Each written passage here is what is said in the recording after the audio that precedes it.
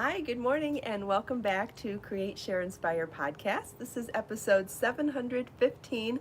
I'm Kristin Omdahl, and we're here live in Southwest Florida in my beautiful tropical backyard. I've got lots of things to show you this morning, but we will wait a few minutes for people to pop over from pre-chat and notifications. Better turn that off. Finally got my new computer set up last night. Took forever. Good morning, Grace. Hi, Judy. Good morning. Hi, Lisa. Happy Monday, everybody. Hope everybody had a nice weekend. If you did any crafting, I know we'd all like to hear about it. Hi, Nadine and Constance, Rita, Joe, Lisa. I think I need to move this just a smidge. Oh, you know what? I think I have the tripod set up at a different angle today than normal. I was doing, that game that I play on Instagram and Facebook, Name That Tune. I did a new song this morning, so you can find it on my Instagram stories or I guess I put it on my personal page on Facebook. Anyway, I don't know if you guys want me to put them back on YouTube or not. I feel like sometimes it's overkill to put things in more than one spot like that. Hi, Lily. Good morning.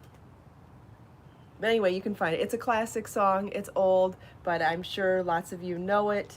It is from a very world famous musician. No, Kimberly, I am not holding the Sunny Isles crochet shawl. I was in the thumbnail this morning. I'm holding a new project that I started working on this weekend. I started working on a knit and crochet similar look piece, and I'll talk about it in a little bit. But good guess. It's actually in a different yarn altogether. I'm using Be So Sporty Bling yarn in color, Be So Sporty Bling Gold in color Peach Sherbet. Hi, crafty girls, crafty gifty, Samantha. Hi, Trisha and Jackie. Good morning. Happy Monday, everybody. What's everybody been working on this weekend? Hi, Rennie. Good morning. Hi, Kiranjit. Yeah, Peach Sherbet is a very pretty color. I'm an hour earlier, Rennie thinks. Nope, I'm on at the same time, 9 a.m. my time every day.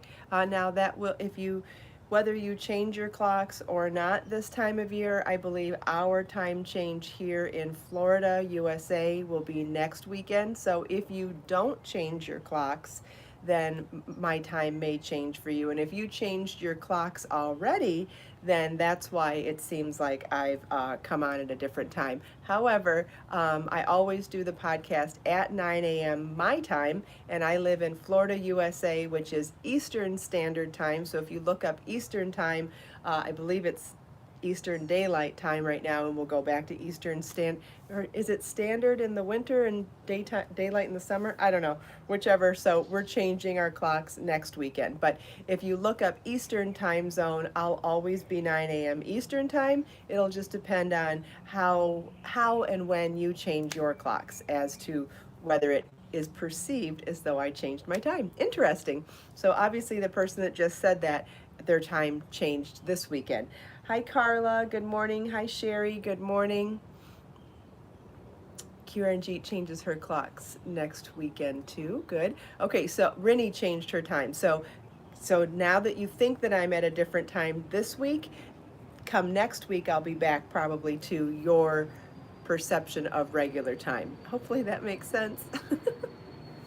So confusing. I do believe Florida changed the law that we are no longer going to do time changes, but I think it takes a while to make that law in effect. So I don't know when that's going to happen, but in the meantime, we are changing our clocks this weekend. Also, it's Halloween this weekend, which means on Friday I will be dressing up in costume, which I'm very excited about. Halloween will be on Saturday, so I won't do the podcast Saturday, as you know, but I will be dressing up for Halloween on Friday's podcast, and I'm going to dress all the way out. I'll have my entire costume on, and I am very excited about it, very much so. So hopefully you can join me on Friday. And then I guess I should start talking about what I planned on talking about today. I think we've said the majority of the hellos. I think heard Some people were work crafting this week. I didn't hear too many projects. I'm seeing a couple more now. Hopefully, everybody's enjoying to see what other people have made. Anyway, I am wearing an eBay find, an Amazon find, and a homemade piece today. So I will stand up and show you what I have on. So I don't know if I mentioned recently that my jean skirt, my normal jean skirt that I wear all the time, ripped too much a couple weeks ago, or maybe a month ago. It was a distressed denim skirt, which I loved, but a little slit here ended up going all the way up to here. And so I debated fixing it and what have you, but then I thought, why don't you just get another one that's not distressed and maybe it'll last a little longer. So I bought this one on eBay, and you know, Lucky Brand is my favorite for stuff like that. So I found a used Lucky Brand mini skirt, jean skirt on eBay a couple weeks ago, and it arrived this week. So I'm wearing my new eBay find. This is one of my new love bodysuits from Amazon. This is the short sleeve version that looks like a t-shirt, but as you can see, it is a full bodysuit. I can't show you the whole thing, that would be a little graphic, but it is a full bodysuit. It's full coverage in the back, by the way, for those of you that may have an aversion to thong style bodysuits. I don't care for them either. This is a full cut in the back for those of you interested, and this particular one comes in a ton of colors and prints. I just happened to start with white and black, but I will be getting more for sure. And I'm wearing the Blue Danube knit cardi vest, which is just a simple lace rectangle with 2 armholes, and I have it tied in the front to make it look more like a proper structured vest. And I'm doing this version of it today because I have sleeves. If I was wearing a tank top underneath, I wouldn't be so inclined to wear a vest that's sleeveless like this, because I really do like having some sort of layering over the shoulders. Whether you wear, if you're wearing a tank top, wear your knit and crochet pieces with a sleeve, or if you're wearing a sleeveless knit and crochet piece, knit or crochet piece, then wear your underlayer with sleeves. I really think that there's a beautiful balance between layering different length sleeves, and so when I wear an underlayer with sleeves, I love wearing a vest over the top. This happens to be a 2-ball project in Be So Fine yarn. This is in color Blue Danube. I have another color very similar that if you want, it's called Classic Blue, and then I have a gazillion other colors in Be So Fine yarn, and then I have other #1 fingering weight yarns. If you wanted to do it in something different, you could do it in Be So Toasty, Be So Fine Bling, silver or gold, or Be So Lush. All of those are #1 fingering weight yarns, so all great yarn substitutions if you wanted to make more than one, or make it in a different color or a different fiber content. Does anybody have any questions about that? Hi Julie, good morning.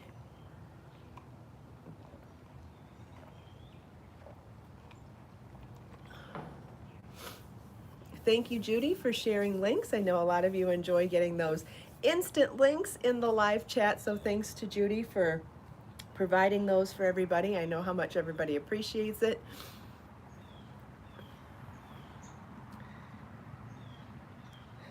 All right, let's see. I'll wait and see if there's any questions about anything I've talked about so far. When will Blue Danube color be available again? Probably soon, but if you're looking for a very similar color, Classic Blue is very, very similar. It's a similar deep blue. Yes, you could make it in 2 balls of Be So Fine Bling, absolutely. Absolutely, and that would be stunning, absolutely stunning. You could make it in 2 balls of Be So Toasty, Be So Fine Bling. I have not had any of my pitaya drink lately, Kiranjit. I have not. That is a good idea. Maybe I'll add some to some tea later on this morning. In a clear glass, because if you're going to drink something hot pink, you better see it too, because it's so pretty. It would be an injustice to drink a hot pink drink in a solid cup. I will have to pull out a clear cup for that. But that's a great idea. Thank you. Same with matcha. I love the green color of matcha tea, and I feel like it's an injustice to drink it in a solid cup. Anytime something is bright and colorful, I really do like to see what I'm drinking. You know, everything's about color, right? When you're color obsessed, you want everything to be about color. Does anybody have any other questions? Otherwise, I'll move on to the next thing I'm going to talk about. So I mentioned on Friday that I was going to start 2 projects. I wanted to do a 1-ball project, like a fall layering piece in Be So Toasty yarn, and I ended up thinking that it would be fun to do a, excuse me, I've got the hiccups, to do a knit and crochet textured piece that is kind of similar, because I know so many times, almost every single time I release a pattern, someone will say, oh, I like that, but can you do something exactly the same in whichever craft I didn't do it in, right? So, oh, I love that knit piece. Can I do the same exact thing in crochet? Well, no, it's a knit pattern. There are other crochet patterns that are similar and blah, blah, blah. Anyway, so I took a stitch pattern that I thought would very easily translate from knitting to crochet and from crochet to knitting, and I started working on one of the pieces. Then I thought, why don't you do one in one yarn and one in another yarn? So I started the crochet one in Be So Toasty yarn in color Cactus Flower, and I started the knit one in Be So Sporty Gold Bling in color Peach Sherbet. So I've gotten quite a chunk of the knit one done, and not so much on the crochet, but I figured the knit one was going to take slower, so if I really pushed and tried to get as much of this one done, then the crochet one will go slower or faster, and I'll be done that much faster. That was the theory anyway. Anyway, so what I'm making is a Mobius cowl, but a very big Mobius cowl. So I'm going for around 18 inches wide by 36 to 40 inches long, doing a twist and making it into a cowl. It'll be a large enough Mobius cowl that it could drape over your shoulders to be a capelet, but I'm hoping that it's long enough also that you could wrap it twice around your neck to make a real big voluminous cowl also. So this is the knit one so far. It involves some wrapped drop stitches and then clustering them together, clustering 5 stitches together and then working 5 stitches into the 5 stitches together so that you're not increasing or decreasing but creating clusters. And then when I do the crochet version, I will be doing it with a 4mm crochet hook, right? And a 25mm knitting needle to create those big long loops again, but it'll be in a technique called broomstick lace and crochet. And when I do those long loops, I'll then cluster 5 of them together and crochet 5 times into the cluster of 5 loops. And by making elongated loops and then working a cluster of stitches in them, I'll get the same kind of a texture here. So we'll do tutorial videos, we're going to do patterns, we're going to do all the stuff as soon as they're done. But I thought I know a lot of people will be very excited to see that they will be similar. Can I demonstrate? On a smaller swatch I can, but I've got a lot of stitches on here, so I'm not sure that it would be very practical to do it live because the row takes a long time to do and I think it might get monotonous and boring. So we'll do that when we do, I'll do it when we do a tutorial video instead. And then at that time I'll have a smaller swatch and can even do a demo on camera for the podcast. It's just, I've got 75 live stitches on the needles right now and I don't want to bore anybody with that. So someone's asking what color. This is Be So Sporty Gold Bling in color Peach Sherbet. So that's number 2 sport weight bamboo yarn with a thread of pure silver plied into the yarn that is painted gold.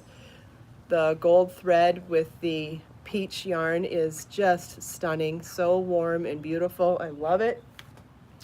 And then the crochet one is going to be in Be So Toasty yarn in colorway Cactus Flower. Yes, the bling really makes it shine, absolutely. Yes, Kiranjit, I did French braid my hair myself. I part my hair a little off to the side and then French braid my bangs into this braid, and then I do the rest in this braid. I love wearing my hair in braids. One of my favorite things to do, and it stays all day. Did I day 1 ball? I'm not sure what you mean, Barbara, but this is going to be a 2-ball project. The Be So Sporty Bling Knit Cowl is going to be a 2-ball project, and the Be So Toasty Crochet Mobius Cowl is going to be a 1-ball project.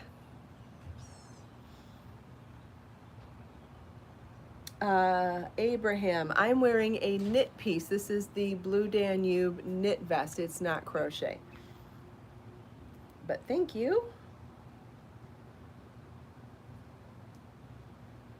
Okay, then let's see if anybody has any more questions. I think I'm seeing lots of questions about what I just showed.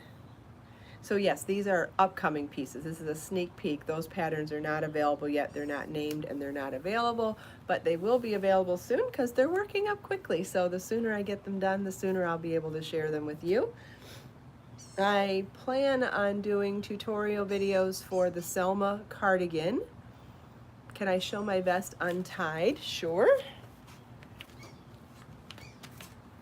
I showed this one last week too, I think, but I can't show it enough times. It's so magical the way you can transform a simple rectangle when you have such fine drapey yarn. So this is a simple rectangle worked side to side that way with 2 holes that are created very similarly to buttonholes, and you bind off and then on one row and then cast on the next row to create these large buttonholes that end up being sleeve holes. So it's very, very simple. It is not a sized or structured garment, but because of the fine yarn and the drapiness of the yarn, you have the ability to style it in so many ways, including tying it here, or tying it here, or leaving it open. And there's so many ways you could take the whole thing up like this, right? Pull the whole thing from the back and tie it like this. You could make a crochet chain or a knit I-cord and make a corset tie to go down the front. I think that would be really beautiful too. You know, just corset tie the whole thing down the front. Let's see, don't have a butterfly clip here, but I think I had a shawl pin. There we go, got a shawl pin. This is one of the handmade wooden shawl pins in my shop. You could definitely secure it like that instead.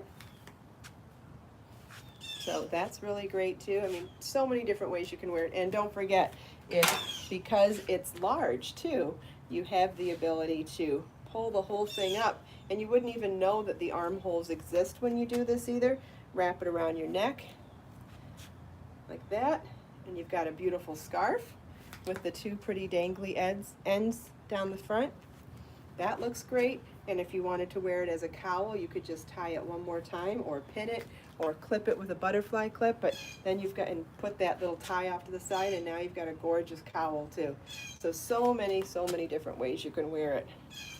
Today, because I'm wearing short sleeves, you know, a short sleeve bodysuit underneath it, I feel like that contrast of sleeve to no sleeve to wear it as a sleeveless vest is really cute. So that's how I'm wearing it today. But again, depending on what you feel like wearing underneath it, how you feel like styling it, where you're going, what makes sense for you. You've got a styling piece that can be worn, you know, 6 or 7 different ways. That's amazing. Let's see if I have any other questions coming up.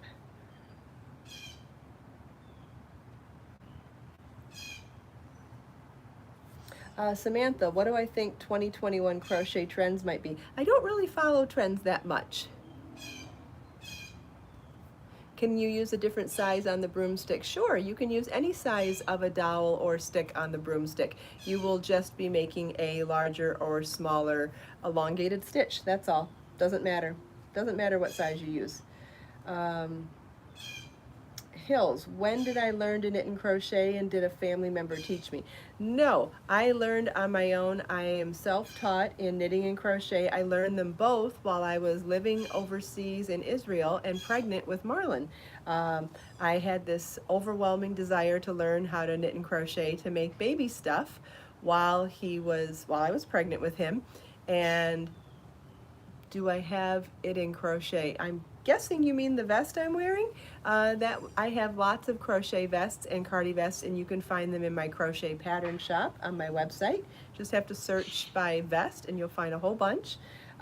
So yeah, so anyway, I was pregnant, living overseas, had an overwhelming desire to learn to knit and crochet, had very little resources while I was there, so kind of taught myself and made a bunch of baby stuff while I was pregnant.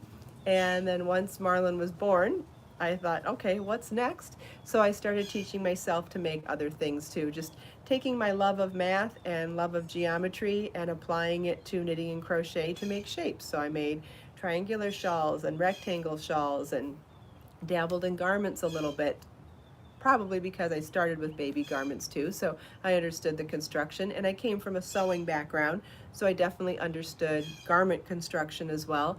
And then we came back to the US when Marlon was 22 months old.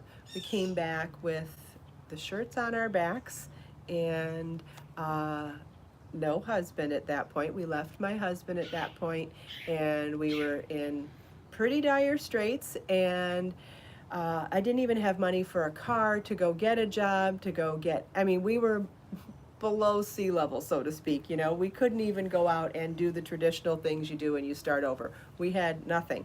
So I was trying to scramble and figure out a way to make money to support him without a car, without daycare, without all the other things that seem like they're normal things. And so I decided to try to figure out a way to make money at knitting and crochet. I started by making sample garments for boutiques where I lived, and that did really well until I couldn't keep up on inventory because they wanted a resupply every 6 weeks at wholesale, and I just couldn't keep up or make a profit at it. So then I started writing patterns and submitting them to publications like magazines and yarn companies, and I submitted patterns for submission for knitting and crochet, and I figured, okay, whichever one says yes first, that's the craft that I'll pursue. And I got a quick, adamant, enthusiastic yes for both at the same time, and I said, okay, I guess that's a sign we're going to do both. And so that's how I started knitting and crocheting, and how I started in the knitting and crochet industry as well. Is gauge important for your vest? Well, it depends on how off your gauge is, right? If it's slightly off, it'll be slightly bigger or smaller. It is not a structured piece, but depending on how far off you are on gauge, it could be something that doesn't fit at all, or it could be close. So it's always a good idea to do your gauge swatch so that you know you're going to be close to the right yardage and the right size. But I mean, if you're adamant about not doing gauge, then you know, you run the risk of it not turning out the right size or the right look that you're going for. But it's not as crucial as a fitted garment, if that's what you're asking. Jai Good, thank you for sharing. You've been there and understand how hard it is to pull yourself up. Yes, I do. I've been, you know, I've been down and out like that, and maybe worse a time or two. Definitely. I've had a couple of situations that were super scary, and anyway, I mean, we figure it out, right? Thanks, Hills. I appreciate it.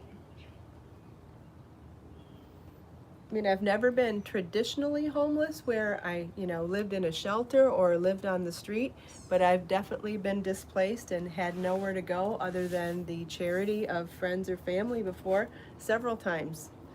Yeah. Oh, I caught a kitty. Did I catch a kitty?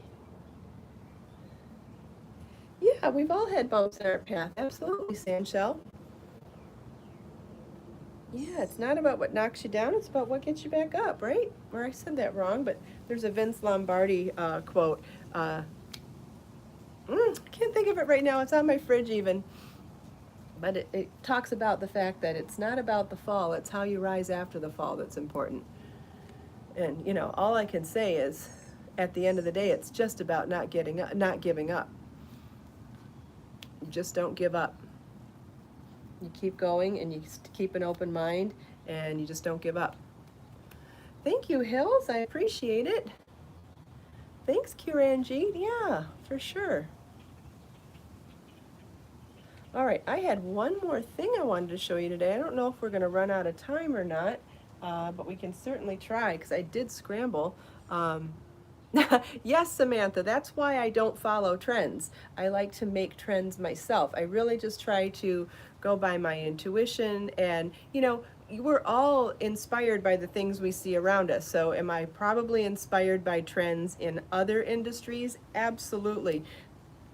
Do I follow, do I pay attention to fashion trends? How can I not? They're on TV and in social media. Do I pay attention to color trends? Absolutely. How can I not? We're inundated with stuff like that. However, I do not follow knit and crochet trends. I feel like I don't read knit and crochet magazines. I don't read other knit and crochet books because I just don't want to be influenced by other people within my own niche industry. So I make a point to not pay attention to knit and crochet trends. However, I pay attention to home dec trends, high fashion trends, color trends. I pay attention to things outside our industry, but I do not pay attention to trends within the industry. I make a point of it. Always have. I've always avoided magazines and trends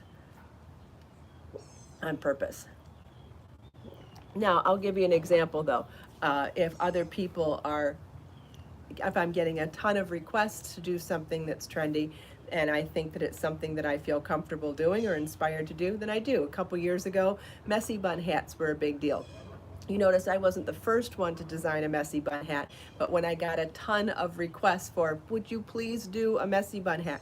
I thought, yeah, that sounds fun. I did it. This year, the hooded pocket scarf is a huge trend, right? I wasn't the first one to design one, but I got a ton of requests from my customers to make one, and I thought about it and I thought, okay, well, let's come up with something that would be my point of view from it. So I did motifs and joined them. I really haven't seen another one like that. How do I compute price to charge for an item to sell? That's a great question, Sharon. It is not something that I do because I really think it is impossible to make a living based on your labor cost of handmade goods. I just don't think the market appreciates handmade enough to pay for the labor of it. So I do, especially larger pieces. So I do not think that it is a practical way to try to make a living unless you can get into some high-end boutiques. Are there places out in Hollywood or Beverly Hills where you can charge $3,000 for a handmade sweater? Yes, there are. Do I know how to tap into that market? No, I do not. So based on even just a measly $10 an hour, if something takes 50 hours to make, are you really going to be able to charge someone $500 plus cost of yarn to sell it? In an ideal world, yes, you should be able to, and $10 isn't enough for that either. However, there are a few exceptions.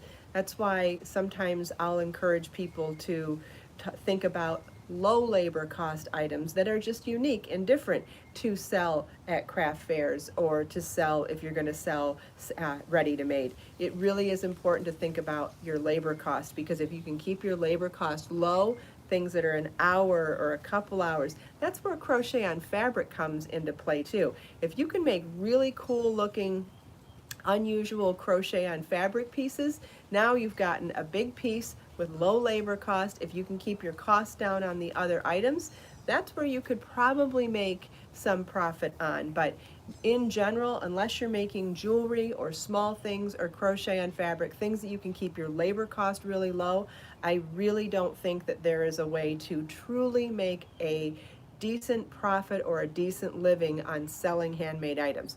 However, I do know there are a lot of people that are just happy to have an outlet for their creativity, right? So let's say that you're just a crafter that loves to make stuff all the time. Okay, that stuff piles up. There's only so many people that you can gift. There's only so many places you can donate, unless that's your goal too. You can donate every month. You can make gifts for people every month. But if you're not doing that and you're just making and making and making, at some point it's a nice outlet to have to be able to sell as well. And if I know there are some people that just sell to cover their costs and a few dollars over, and if that makes you happy and you don't need that money to survive, fine. That's fine. But the question I get all the time is, how can I do it to make a living or to make a profit? And I wish I had a great answer for you. I wish people could make money doing it. I tried to do that when I first started out, like I mentioned earlier today in today's podcast. I couldn't do it. I just couldn't do it. I was buying yarn retail. I was doing all the labor myself, and they wanted wholesale prices to then mark them up to retail in their stores. That was hideous. But even doing it for craft shows, obviously you would be the manufacturer and the retailer, so you wouldn't have to absorb wholesale costs. But still, it's the labor cost that makes it virtually impossible on larger pieces to make a proper profit. I hope that helped, but I am definitely willing to talk about projects that I think do make sense. In fact, we could bring out, if you want, I could bring out my gift books, 80 handmade gifts and 52 crochet gifts, maybe tomorrow or another day this week, and I would be very happy to go over with you some of my ideas for what's really low labor costs and how could you really market something to be more unusual than the things that you're already seeing in craft shows. And one of the ways that you would do that is look at how I'll stand up and show you how you can style something in a bunch of ways. That's like a good promoter situation. Yeah, we should talk. If enough of you are interested in hearing about the marketing and the promoting within a booth or how you would sell things, that I would be more than happy to share with you, because even before I did the podcast, I've been doing shows and standing in exhibit booths for years and showing and being that demonstrator that shows people this is how you make it, or this is how you wear it, and this is how you style it, and you can wear it like this and like that. I'm happy to share those tips with people too, because if you are really interested in although I suppose shows really are off the market right now, right, because of COVID. Anyway, all good ideas, maybe just not the right time. But if you have feedback about anything that I've talked about today, if you want to dive deeper into any of these subjects, leave comments for me in the recorded version of the podcast. These live comments don't stay for me, but if you leave them in the recorded version, then I can get your feedback. And if you want me to dive deeper into any of these subjects, let me know there, and we can work something out. But I do think bringing out those books to talk about ideas for low labor costs might be interesting. Yeah, and that's the other thing.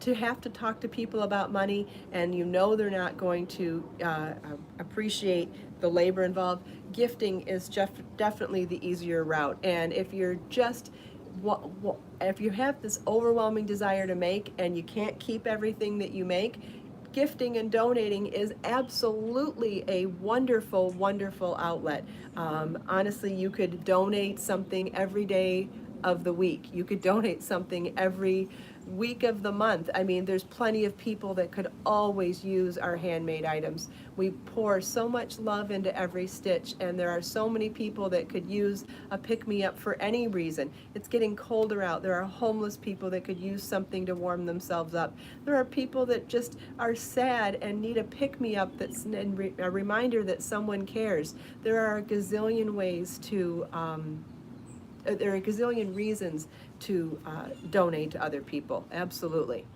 Yeah, with a card, and we're going to talk a lot more about that in the coming month. I've got lots to talk about with that. I'm getting closer to launching my new charity initiative for Project Kristin Cares. It's almost done. It's been very stressful figuring all of this out, but I am so proud of the initiative that I've come up with, and it's a way that I'm going to be able to share it with all of you, and you can participate too, so I'm super excited to share it with you. But that's all I can say about it for now, and we're out of time. So if you like the podcast, please give it a thumbs up. Don't forget, come back and leave recorded comments if you have any feedback about anything we talked about today. I hope you enjoyed my show and tell, chatting with me and everyone else here. Let us make time to create, share, and inspire today and every day. Have a wonderful day, everybody, and I'll see you tomorrow. Bye-bye.